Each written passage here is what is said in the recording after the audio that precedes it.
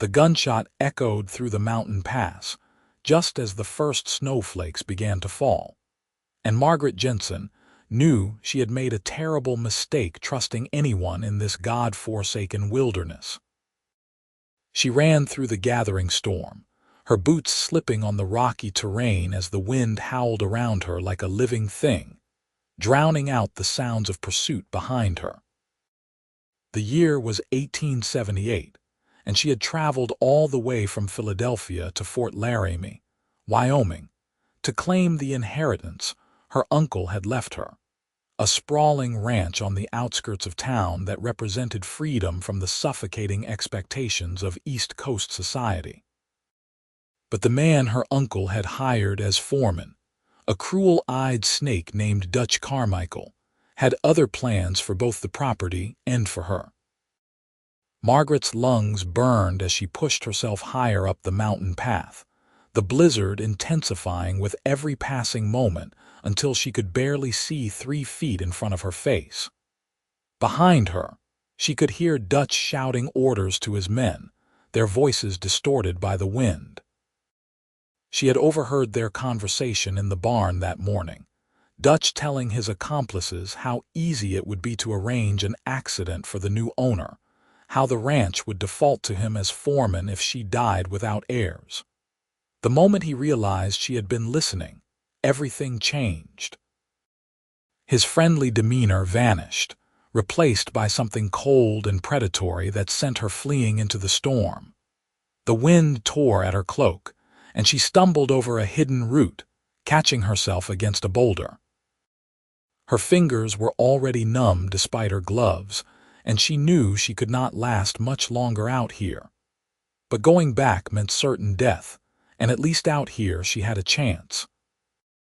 The mountain trail narrowed, becoming little more than a ledge carved into the cliff face, and Margaret pressed herself against the rock wall as she inched forward, trying not to think about the drop just inches from her feet. That was when she heard the horse. A single rider, moving with purpose through the storm, and her heart sank. Dutch had sent someone ahead to cut her off. She moved faster, abandoning caution for speed, and that was when her boot found empty air instead of solid ground. The ledge had crumbled away, hidden by the driving snow, and Margaret felt herself pitching forward into nothingness. She screamed, her hands scrabbling for purchase on the slick rock, and for one impossible moment her fingers caught hold of a twisted root growing from a crack in the cliff face. She dangled there, hundreds of feet of empty space beneath her, as the storm raged around her. Her shoulders screamed in protest, her grip already weakening, and she knew she had perhaps seconds before she fell to her death on the rocks below. Through the curtain of snow she saw a figure appear at the edge of the cliff, a tall man in a dark coat, and she squeezed her eyes shut, waiting for him to finish what Dutch had started. Instead, she heard a voice, deep and urgent, cutting through the howl of the wind. "Do not let go. I am coming down to you." Margaret forced her eyes open and looked up to see the stranger securing a rope around a sturdy pine tree, testing its strength before wrapping the line around his waist. He was not Dutch or any of the men she recognized from the ranch. This man was younger, perhaps 26 or 27, with dark hair plastered to his forehead by the snow and eyes that held an intensity that took her breath away, even in her moment of terror. "I cannot hold on much longer," she gasped, feeling her fingers beginning to slip. "You can, and you will," he called back, already lowering himself over the edge with the practiced ease of someone who had done this before. "My name is Pierce Emmett. I need you to trust me." Trust was what had gotten her into this situation in the first place, but Margaret did not have the luxury of choice. The root was tearing free from the rock, dirt and small stones raining down on her upturned face. Pierce moved with impossible speed despite the treacherous conditions, rappelling down the cliff face like he was born to it. When he was level with her, he braced his boots against the rock and reached out his hand. On the count of 3, you are going to let go with your right hand and grab mine, he said, his voice steady despite the chaos around them. Do you understand? Margaret nodded, not trusting her voice. Her entire body was shaking, whether from cold or terror she could not tell. 1, Pierce said, extending his hand further. 2, 3. She let go and lunged for him in the same motion, and his hand closed around her wrist like an iron band.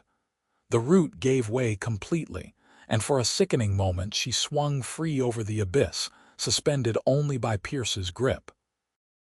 He grunted with the effort of holding her, the rope around his waist going taut, and then he was hauling her against him, wrapping his other arm around her waist. I have got you, he said against her ear, and Margaret clung to him like he was the only solid thing left in the world. Hold on to me. Do not look down. She buried her face against his chest as he began the slow, agonizing climb back up the cliff face, pulling them both up hand over hand while the storm tried its best to tear them loose. Margaret could feel the muscles in his arms and back straining with the effort, could hear his labored breathing, but he never faltered. When they finally reached the top and rolled onto solid ground, she could not stop shaking. Pierce did not give her time to recover. He pulled her to her feet and looked back down the trail where she had come from. Who is chasing you? How did you know? Margaret managed through chattering teeth. Because women do not typically run up mountains in blizzards for pleasure, Pierce said, already untying the rope from the tree. And I heard gunshots before I saw you. Now answer the question. Dutch Carmichael and his men, they want to kill me for my inheritance. Pierce's expression darkened. Dutch works for Silas Hammond up at the Bar H Ranch. Nasty piece of work. He whistled sharply, and a magnificent bay gelding appeared through the snow, trailing reins. Can you ride? Yes, but I do not understand. Why are you helping me? Pierce swung into the saddle and extended his hand to her. Because I heard you scream, and no decent man ignores that. We can discuss philosophy later if we survive the next hour. He pulled her up behind him, and Margaret wrapped her arms around his waist as he urged the horse forward into the storm. They rode hard down the opposite side of the mountain, Pierce guiding his horse with the kind of knowledge that came from years in this country. Margaret pressed against his back, grateful for his warmth as the cold tried to leach the life from her bones. Behind them, she could hear shouts as Dutch and his men discovered they had lost her trail. But Pierce did not slow down. He pushed deeper into the wilderness, away from Fort Laramie and everything familiar, until Margaret had no idea where they were. When they finally stopped, it was at a small line cabin tucked into a grove of evergreens, nearly invisible in the whiteout conditions. Pierce dismounted and helped Margaret down, noting the way she swayed on her feet. Get inside and get warm. I will see to the horse. The cabin was rough but sturdy.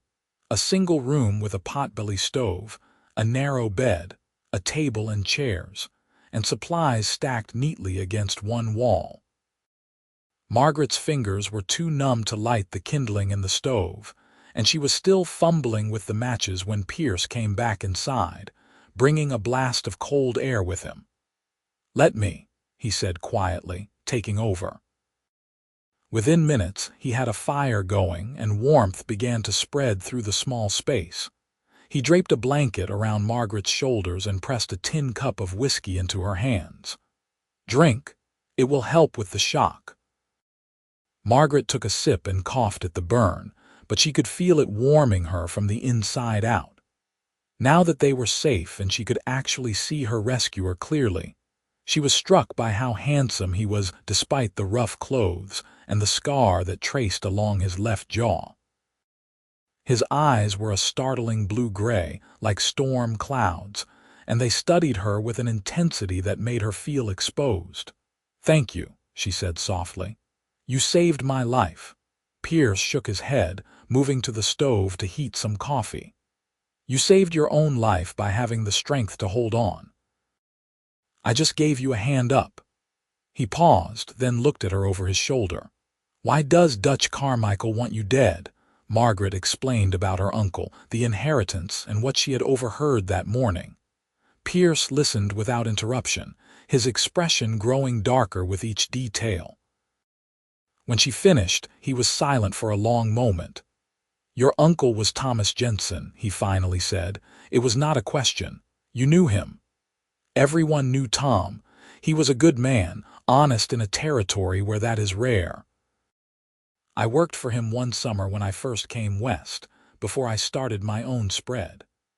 Pierce poured coffee into 2 cups and brought one to her. He talked about his niece back east, said she was too smart for her own good and would probably end up running the whole territory someday. Despite everything, Margaret felt tears prick her eyes. "He was the only family member who ever believed I could be more than just someone's wife." "What are you?" Pierce asked, settling into the chair across from her. "A teacher." "Or I was, before the school board decided that unmarried women of 22 were a bad influence on impressionable young minds." The bitterness in her voice surprised her.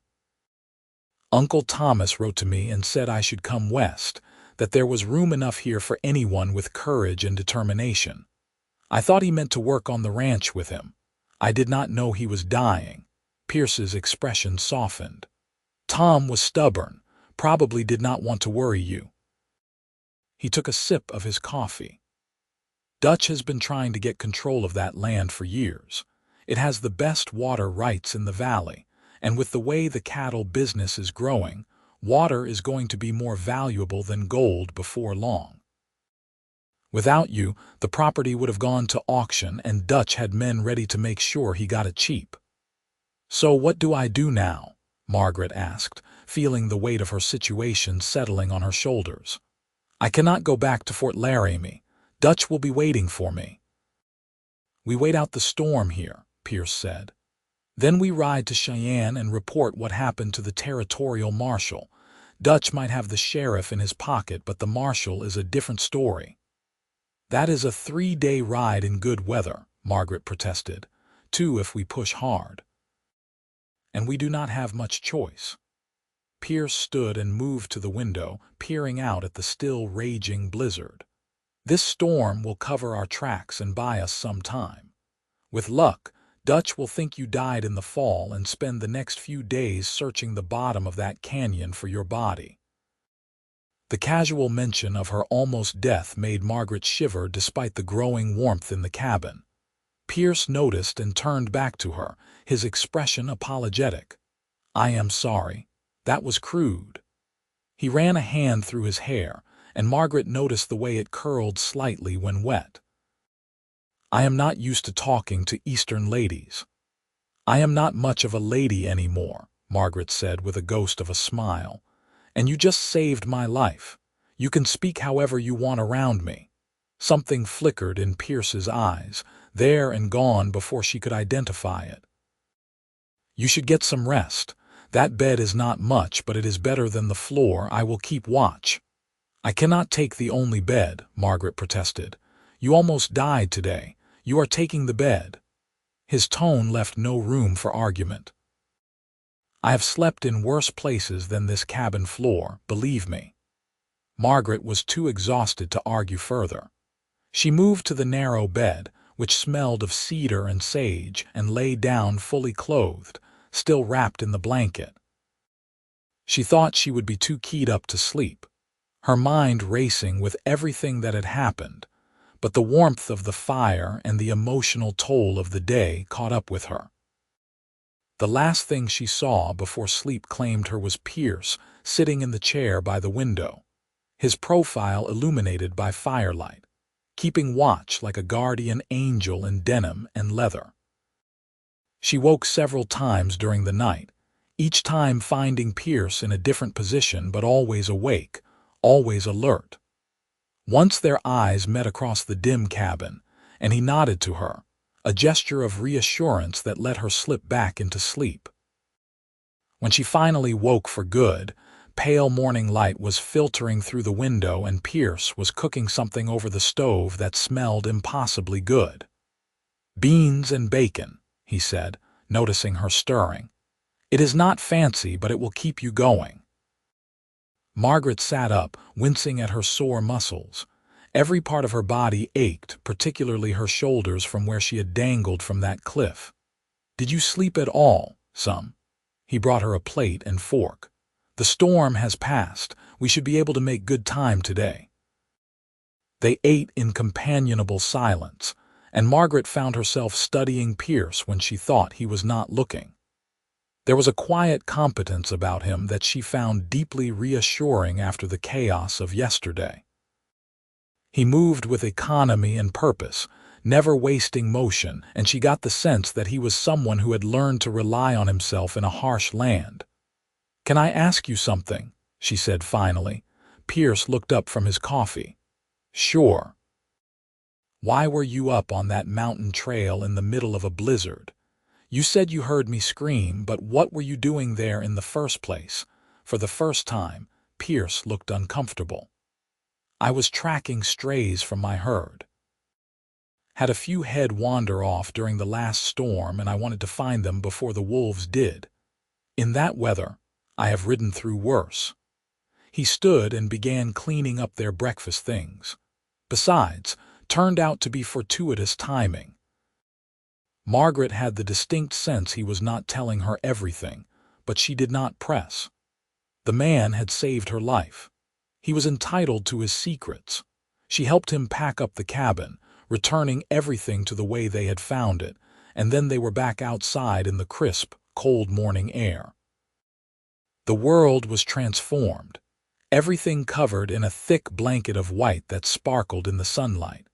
Pierce's horse, whom he called Maverick, was a patient beast who tolerated Margaret mounting behind Pierce with only a mild head toss.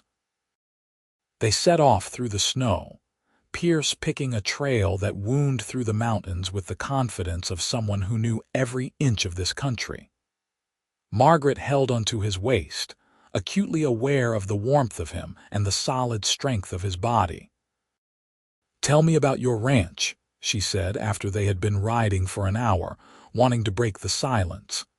"It is small," Pierce said. "Just me and 2 hired hands working about 100 head of cattle. I have got good grazing land along Deer Creek and plans to expand if I can save up enough capital. It is not much compared to the big operations, but it is mine." There was pride in his voice when he said that last word, and Margaret understood it. "How long have you been out here?" 8 years. "Came west when I was 19 with nothing but a horse and a bedroll." He guided Maverick around a fallen log. "Worked for other outfits, saved every penny, and finally scraped together enough to buy my own land 4 years ago. It has been a hard climb, but I would not trade it for anything." "You left family back east?" Margaret asked. Pierce was quiet for so long she thought he was not going to answer. "My father was a drunk who beat my mother until she died of it when I was 17, he finally said, his voice flat. "I stayed long enough to see him buried after his liver gave out, then I pointed my horse west and never looked back. I got no family but what I make myself." Margaret tightened her arms around him, a gesture of comfort and understanding. "I am sorry. It was a long time ago." But she could hear the old pain beneath his words. "What about you? You said your uncle was your only family who supported you. What about your parents?" "My mother died when I was 12. My father remarried within the year to a woman who made it clear I was an inconvenient reminder of his first wife." Margaret rested her cheek against Pierce's back.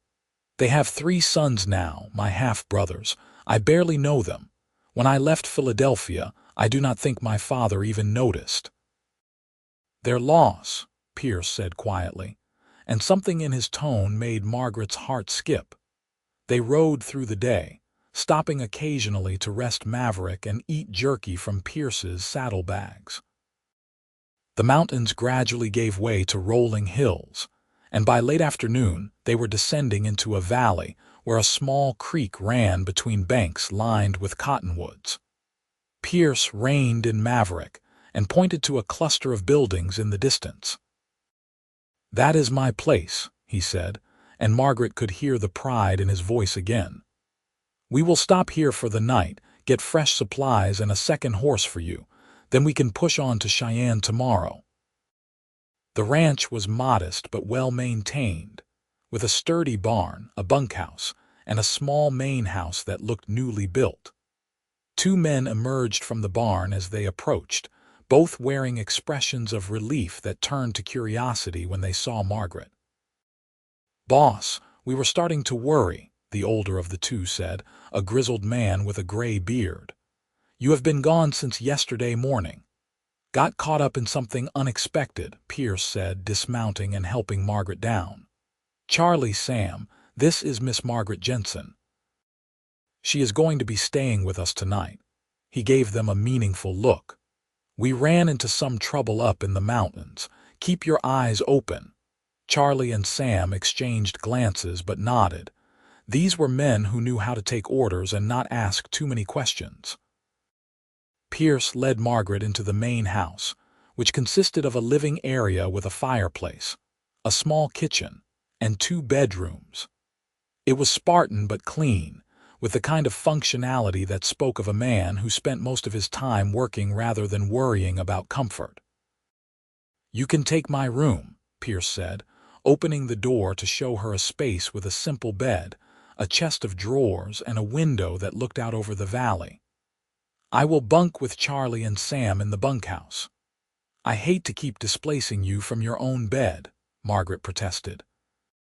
Pierce smiled, the first real smile she had seen from him, and it transformed his face from handsome to devastating. "Miss Jensen, you are going to find that Western hospitality is not optional. Now, I have got to check on my stock and make sure everything held together while I was gone. Make yourself at home. There is a pump out back if you want to wash up, and I will bring you some clean clothes that should fit well enough." He left her alone, and Margaret sank onto the bed, suddenly overwhelmed by everything that had happened in the past 24 hours. Yesterday morning, she had been planning how to run her uncle's ranch, full of hope and determination. Now she was a fugitive hiding at a stranger's ranch, dependent on the kindness of a cowboy who had every reason to leave her to her fate, but had chosen to help her instead. She thought about Pierce, about the way he had climbed down that cliff without hesitation, the gentle patience in his voice when he told her to hold on, the strength in his arms as he carried them both to safety. She thought about the pain buried deep in his eyes when he spoke of his father, the pride when he showed her his ranch, the way he smiled like it was something he did not allow himself to do very often. Margaret stood and moved to the window, watching as Pierce walked through his small domain, checking on things, talking with his hands. He moved through the world like he belonged to it, like he had carved out his place through sheer force of will and refused to be moved. She had known him less than a day, but already she felt safer with him than she had with people she had known for years. That evening they ate dinner in the main house, Pierce cooking steaks and potatoes while Margaret set the table. It felt strangely domestic, and she found herself wondering what it would be like to do this every night, to build a life in this wild country with a man who knew how to survive it. The thought should have frightened her, but instead it felt like coming home. "Tomorrow we ride to Cheyenne," Pierce said, breaking into her thoughts. "It is a hard 2 days, but we will make it. The marshal there is Tom Crawford, good man, fair. He will listen to your story and make sure Dutch answers for what he tried to do." "And then what?" Margaret asked. "Even if the marshal arrests Dutch, I still have to go back to Fort Laramie eventually. The ranch is there." Pierce was quiet for a moment, pushing food around his plate. "You could sell it. Take the money and start fresh somewhere Dutch and his people cannot touch you." "Run away, you mean?" Margaret shook her head. That ranch was my uncle's life work. I will not let men like Dutch Carmichael take it just because they think they can bully me. They did not just try to bully you, Pierce pointed out. They tried to kill you, I know. But running away, selling out, that would be the same as letting them win. She met his eyes across the table. You said your ranch is not much compared to the big operations, but it is yours. Do you understand why I cannot just walk away? Pierce studied her for a long moment, and something shifted in his expression. Yeah, he said finally. I understand. He stood and began clearing the dishes. Then we go to Cheyenne, we get the law on our side, and we figure out how to keep you alive and in possession of your inheritance. Simple. Despite the gravity of the situation, Margaret found herself laughing. You have a strange definition of simple, Mr. Emmett. Pierce, he corrected, looking at her over his shoulder. I figure after I pull someone off a cliff we can dispense with formalities. Only if you call me Margaret. Margaret, he said, and she liked the way her name sounded in his rough voice, like he was tasting it. Get some rest. We leave at first light. Margaret retreated to his bedroom but found herself too restless to sleep. She kept thinking about what lay ahead, about facing down Dutch and reclaiming her uncle's ranch, about the very real possibility that despite Pierce's help she might not survive this. She also thought about Pierce himself, about the way he looked at her when he thought she was not paying attention, about the electricity she felt whenever they touched.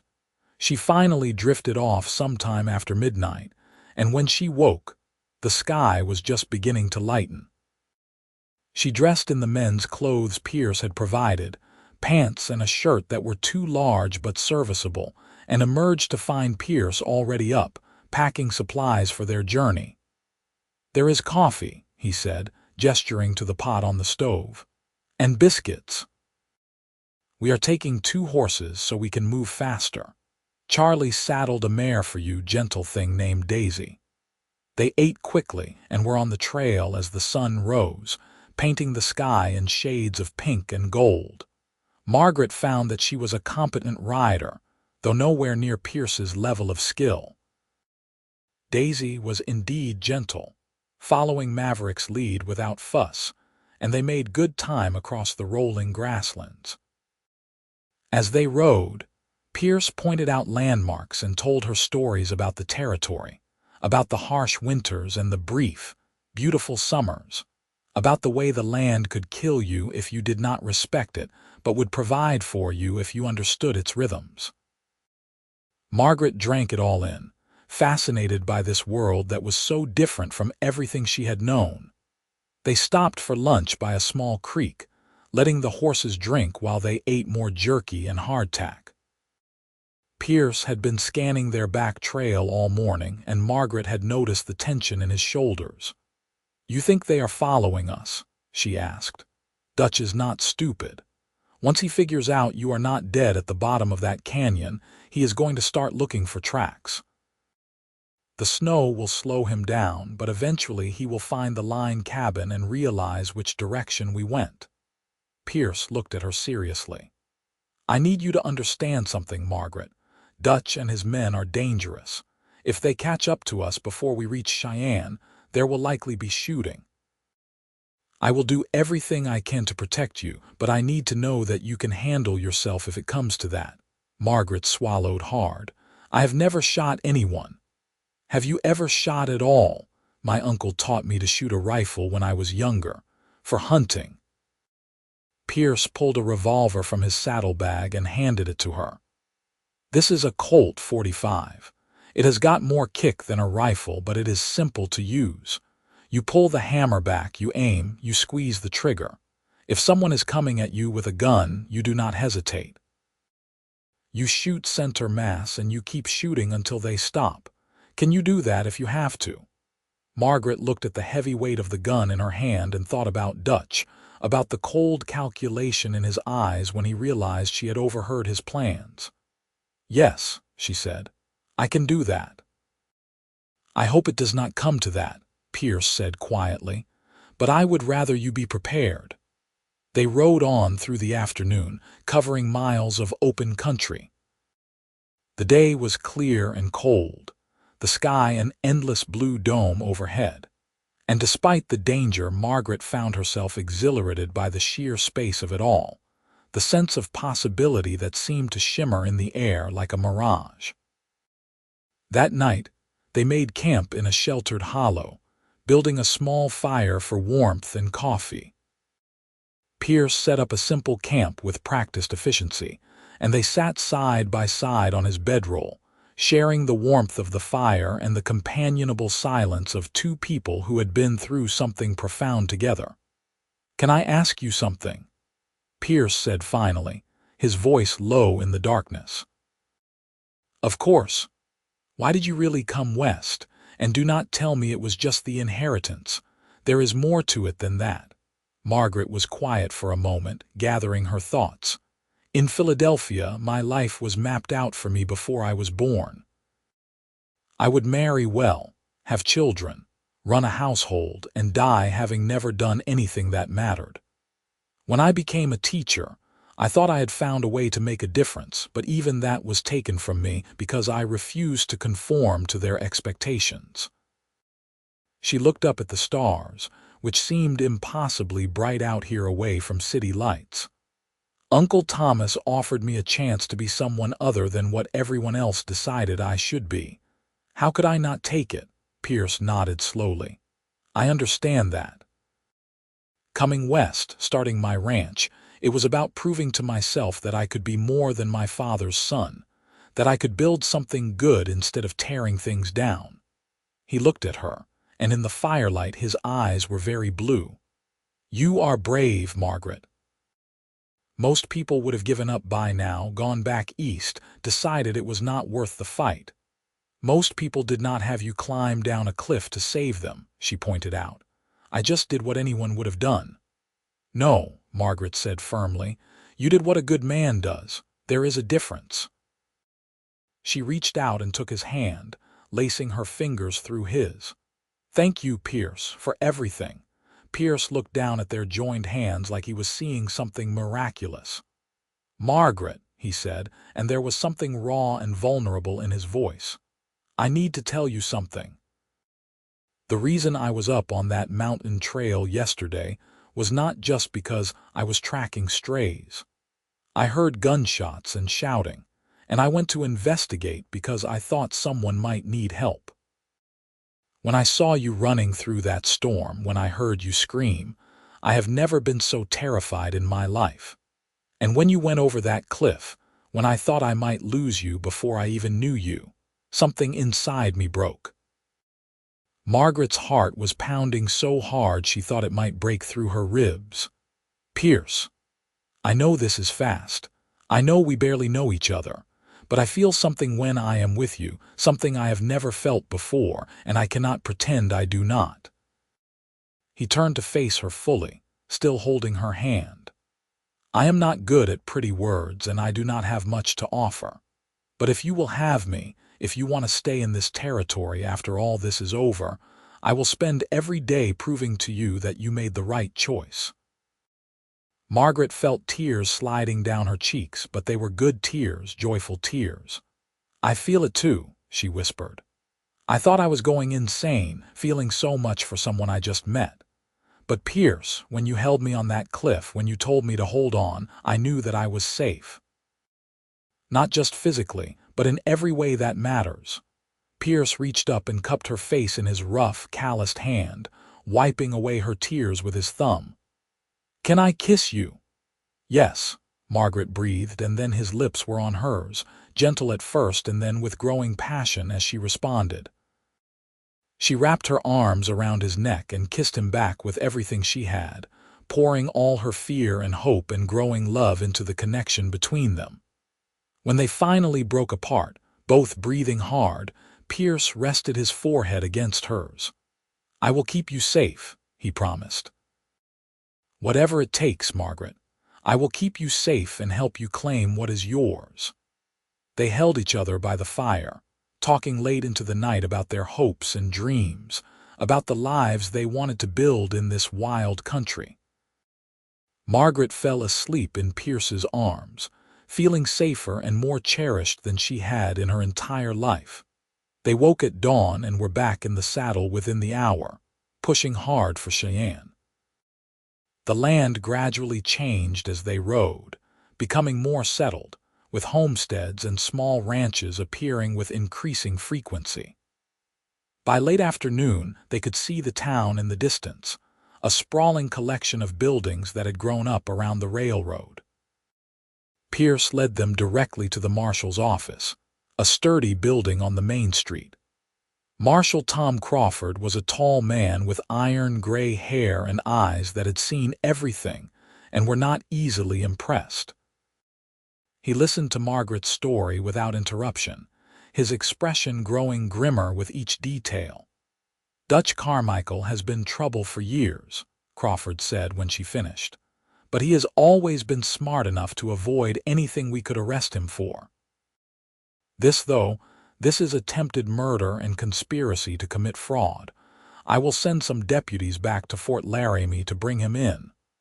"What about Miss Jensen?" Pierce asked. "She is not safe as long as Dutch is free.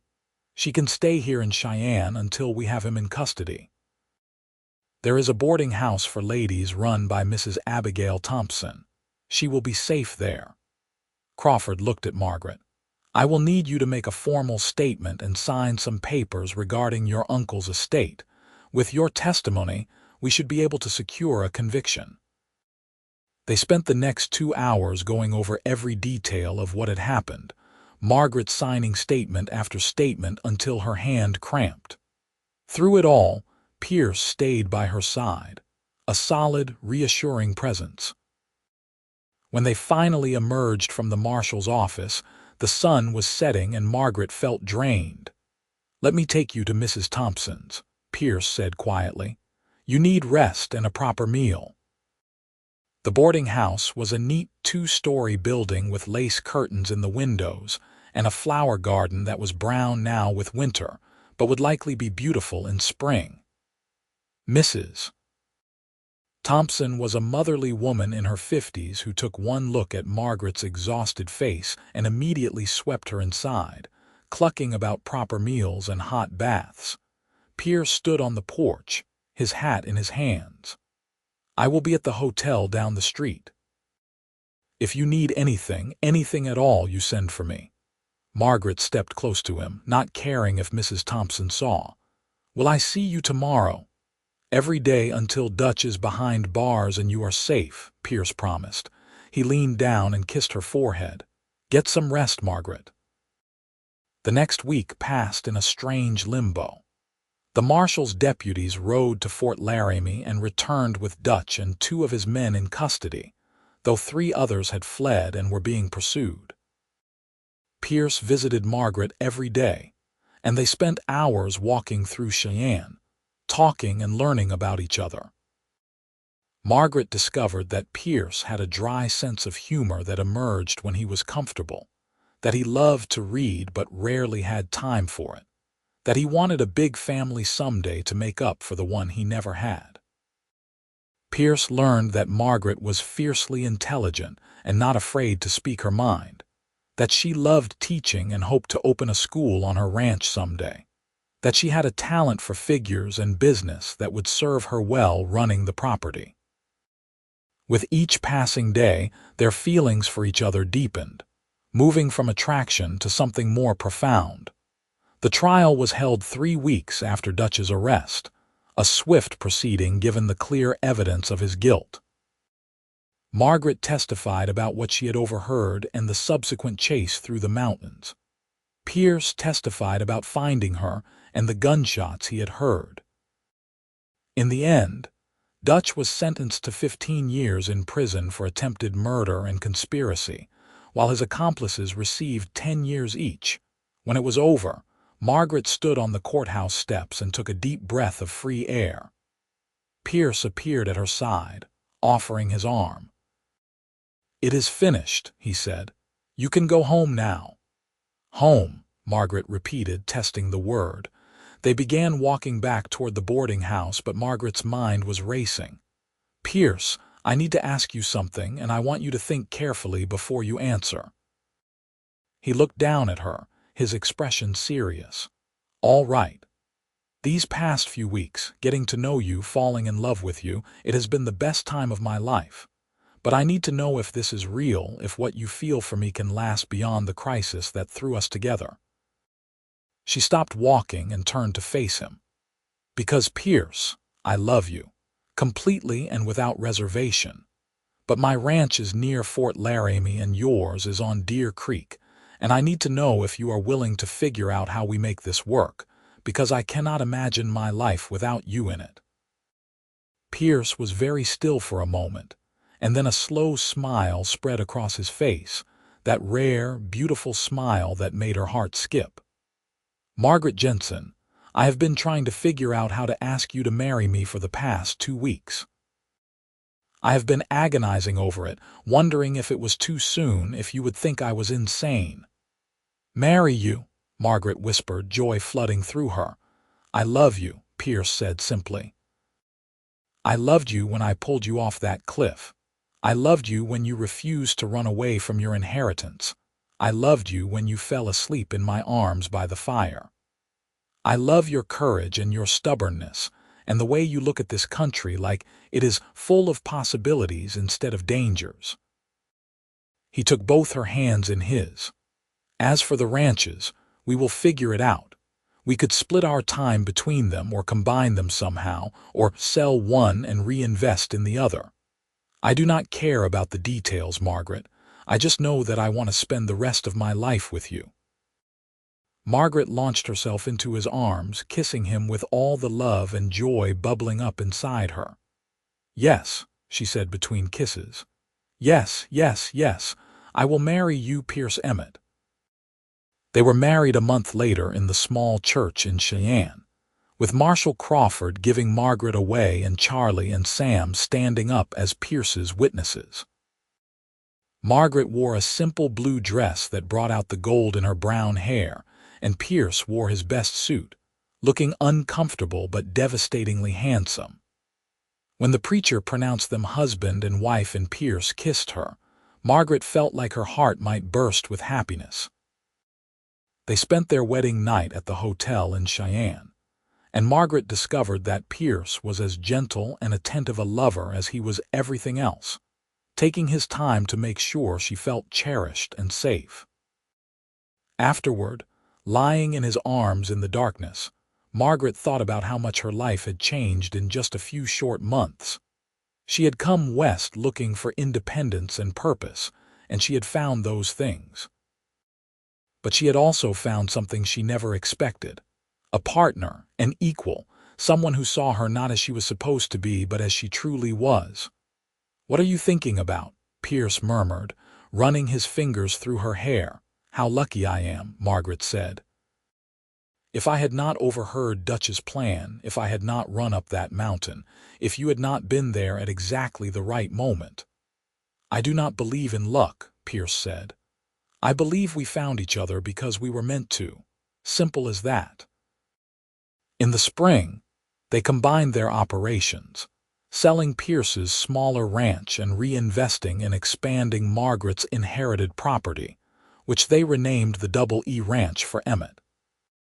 They hired a good crew, including Charlie and Sam, who were happy to make the move, and Margaret discovered that she had a natural talent for the business side of ranching.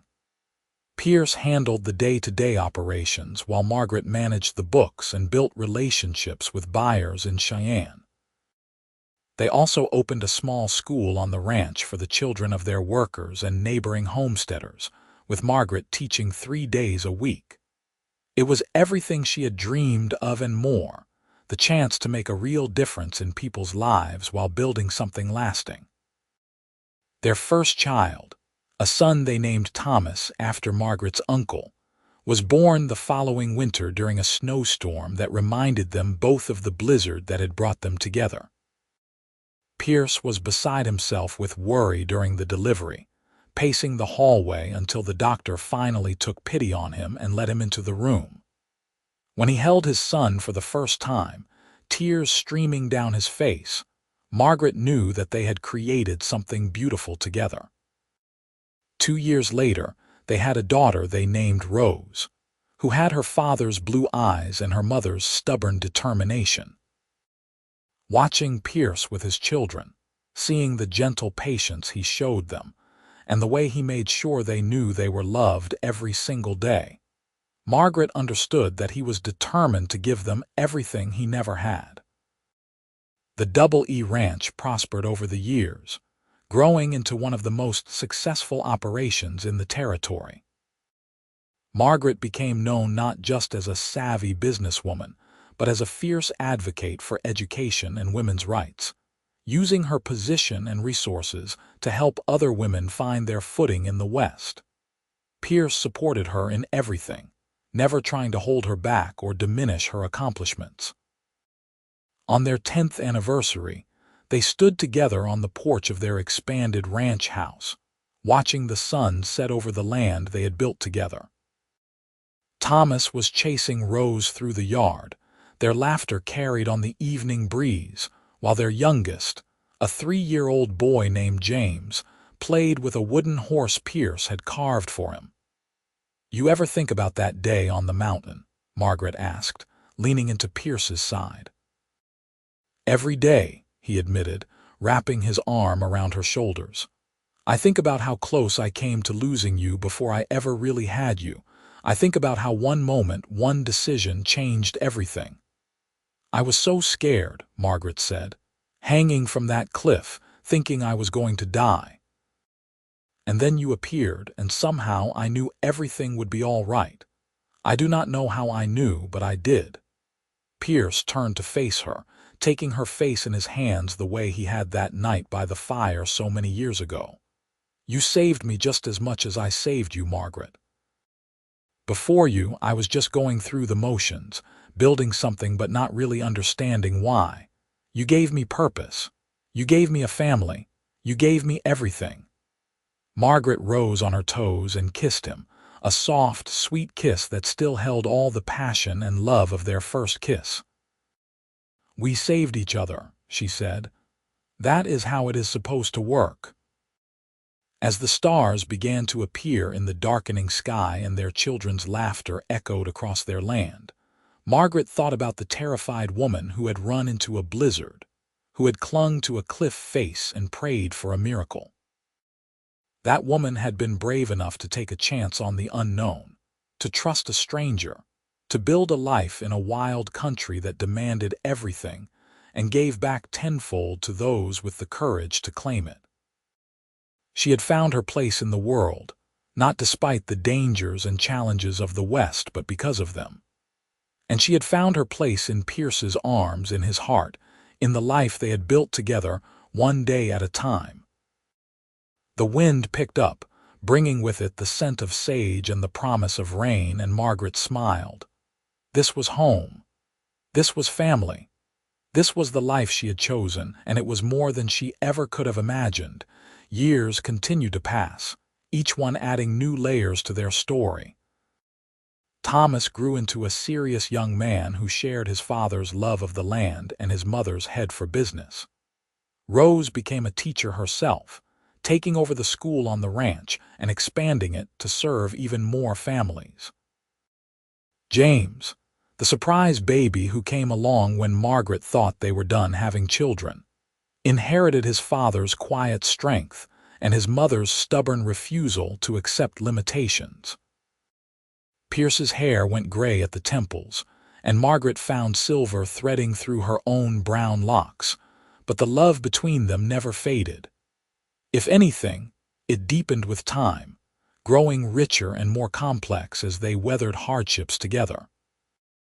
There were drought years when they struggled to keep their cattle alive, winters so harsh they lost livestock and had to rebuild, and the inevitable conflicts that came with running a large operation in changing times.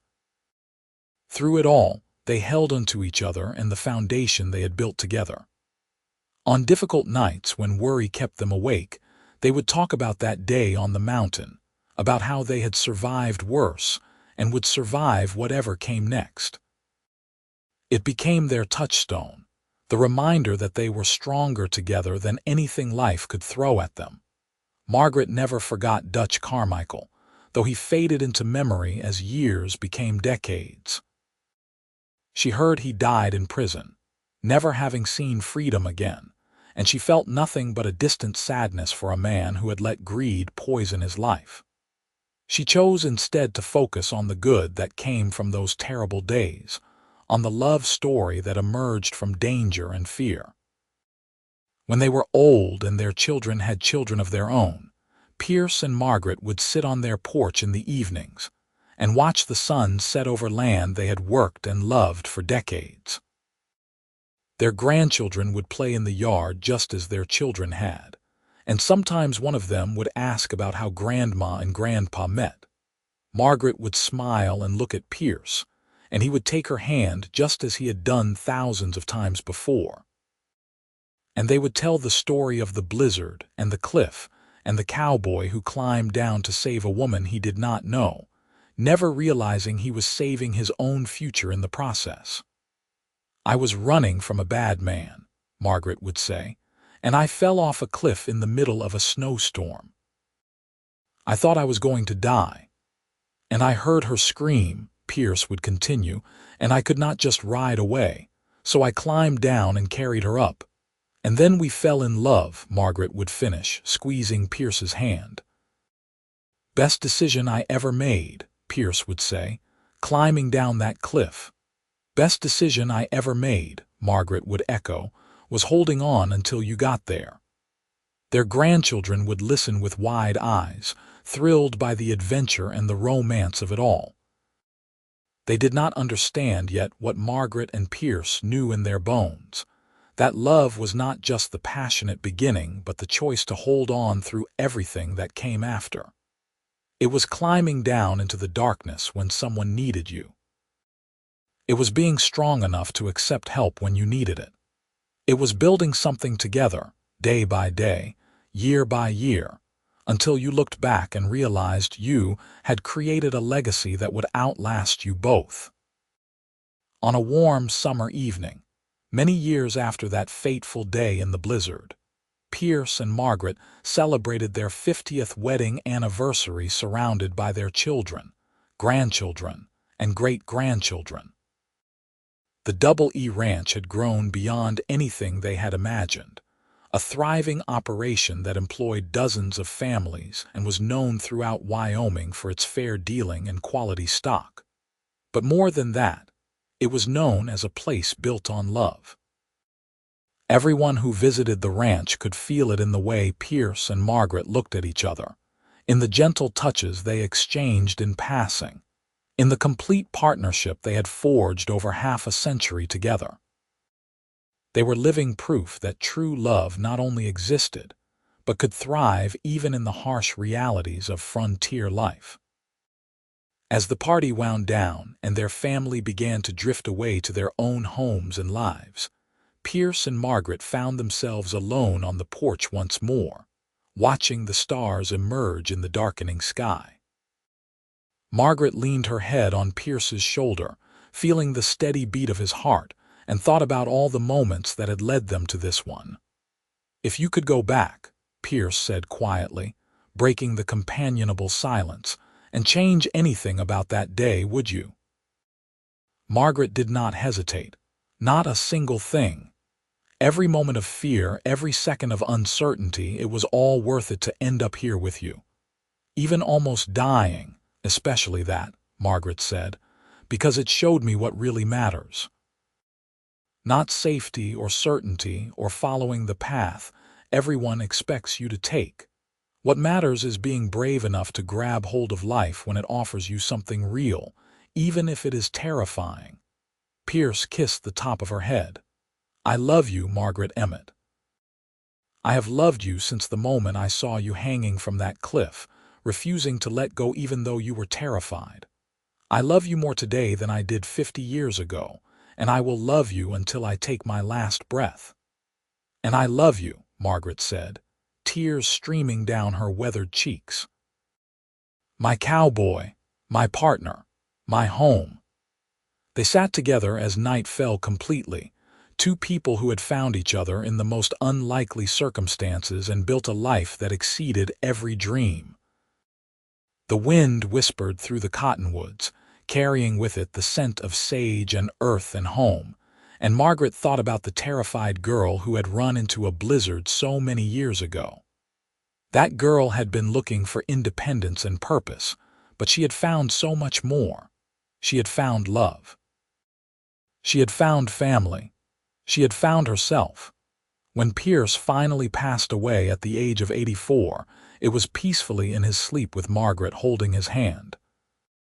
She grieved deeply, feeling like part of her soul had been torn away, but she also felt grateful for every single day they had shared.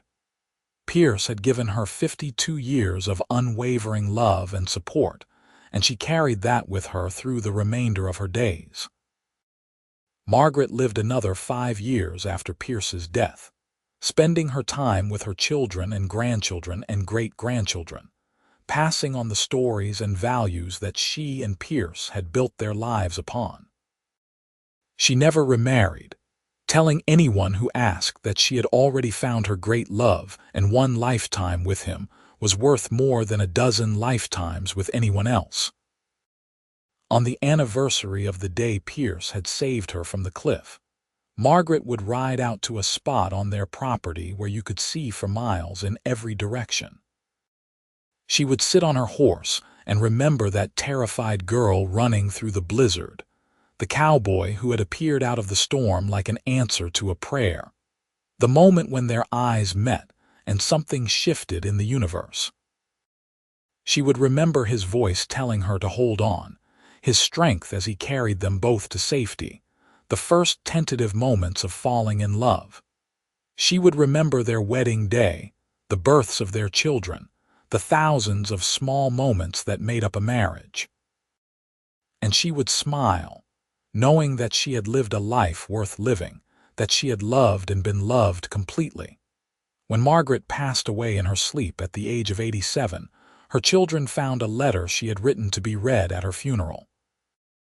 In it, she told the story one last time of the blizzard and the cliff and the cowboy who saved her life, but she ended it with words that became legend in their family. I was running from death when Pierce found me, but what he really did was show me how to live. He taught me that love is not about grand gestures or perfect moments. It is about showing up day after day and choosing each other even when it is hard. It is about climbing down into the darkness when someone needs you and trusting that someone will do the same for you. Pierce gave me everything I never knew I needed, and I hope I gave him the same. If you remember nothing else about us, remember this: hold on. When life gets scary and you want to let go, hold on. Because you never know when your cowboy is on his way to save you, and you might just save him right back. Margaret and Pierce were buried side by side on a hill overlooking the Double E Ranch, their graves marked with simple headstones that bore their names and the years of their lives. But their real legacy was not in stone. It was in the thriving ranch that still operated under their great-grandchildren's care. It was in the school that bore Margaret's name and provided education to children throughout the region. It was in the love story that was told and retold, inspiring new generations to be brave enough to grab hold of their own happiness. And on winter nights when the wind howled and snow fell thick across Wyoming, old-timers swore you could still hear the echo of a woman's scream on the mountain, followed by a man's voice telling her to hold on. Some said it was just the wind playing tricks, but others knew better. It was Pierce and Margaret, forever caught in that moment when their lives changed, when love entered the world in the form of a cowboy climbing down a cliff, and a woman brave enough to believe in him. Their story became legend, the kind of tale that reminded people why they came west in the first place. For adventure, yes, and opportunity, but also for the chance to write their own stories, to build lives of meaning and purpose, and maybe, if they were very lucky, to find someone to share it all with. someone who would climb into the darkness to find them, someone who would hold on even when they were terrified, someone who would spend a lifetime proving that love, real love, was worth any risk. The Double E Ranch still stands today, over 140 years after Pierce and Margaret built it together, a testament to what two people can create when they refuse to let go of each other or their dreams. And every spring, when the snow melts and the wildflowers bloom across the Wyoming hills, the current owners make sure to place fresh flowers on the graves of the ranch's founders, honoring the love story that started it all. Because some stories are too powerful to ever truly end. They live on in the land and the families and the endless sky, reminding us all that courage and love can conquer anything, even a cliff in a blizzard, even fear and death and impossible odds. When you find the right person, when you are brave enough to hold on, miracles can happen. And somewhere, in whatever comes after this life, Pierce and Margaret Emmett are still together, still holding hands, still grateful for the blizzard that brought them together, and the love that carried them through everything that came after. Still proving that sometimes the best love stories start with someone falling, and someone else refusing to let them go.